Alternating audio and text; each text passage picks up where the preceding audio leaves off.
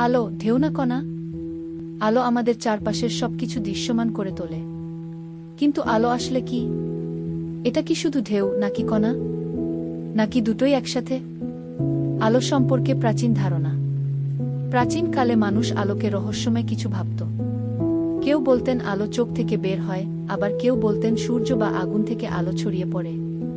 কিন্তু বিজ্ঞানের আসল যাত্রা শুরু হয় 1700 শতকে ঢেউ তত্ত্ব।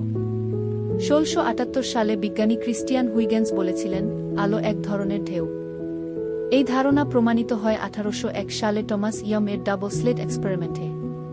তিনি দেখান যে আলো যদি দুটি সরু ফাঁক দিয়ে যায়, তাহলে আলো একে অপরের সাথে হস্তক্ষেপ করে ঢেউয়ের মতো আচরণ করে। কি কণাতত্ত্ব। কিন্তু স্যার আইজাক নিউটন বিশ্বাস করতেন আলো আসলে কণা দিয়ে তৈরি।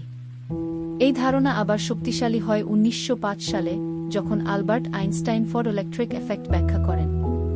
তিনি প্রমাণ করেন যে আলো ক্ষুদ্র ক্ষুদ্র শক্তির প্যাকেট দিয়ে তৈরি, যেগুলোকে আমরা বলি ফোটন। Wave particle duality. তাহলে আলো কি কণা নাকি ঢেউ? আসলে দুটোই। বিজ্ঞানে একে বলা হয় ওয়েভ পার্টিকল ডুয়ালিটি। যখন আলো ছড়িয়ে পড়ে বা হস্তক্ষেপ করে, তখন এটা ঢেউয়ের মতো আচরণ করে। আর যখন আলো পদার্থের সাথে ধাক্কা খায়, তখন এটা কণার মতো আচরণ করে। কোয়ান্টাম মেকানিক্স দেখিয়েছে যে শুধু আলো নয়, এমনকি ইলেকট্রনও ঢেউ আর কণা দুটো রূপেই থাকতে পারে। কি আলো ছাড়া জীবন কেমন হতো? আলো শুধু দেখা নয়, আমাদের খাদ্য, শক্তি আর জীবনের জন্য অপরিহার্য।